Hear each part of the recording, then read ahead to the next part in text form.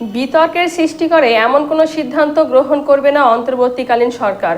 সম্প্রতি দেশে জাতীয় সঙ্গীত পরিবর্তনের আলোচনা প্রসঙ্গে শনিবার রাজশাহীতে ধর্ম বিষয়ক উপদেষ্টা ডক্টর আ.ফ.ম. হারিদ হোসেন একথা বলেন। 3 দিনের সফরে তিনি রাজশাহীতে অবস্থান করছেন। সরকারি সফরে তিনি মাদ্রাসা ও মন্দির পরিদর্শন সহ স্থানীয় ধর্মীয় নেতৃবৃন্দের সাথে মতবিনিময় করবেন।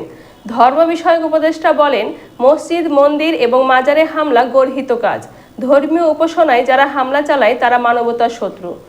রাজনৈতিক উদ্দেশ্য হাসিলের জন্য দেশে বিক্ষিপ্তভাবে সংখ্যালঘু সম্প্রদায় সহ ধর্মীয় উপাসনালয়ে হামলা হয়েছে। হামলাকারীদের বিরুদ্ধে প্রচলিত আইনে ব্যবস্থা নেওয়া হবে।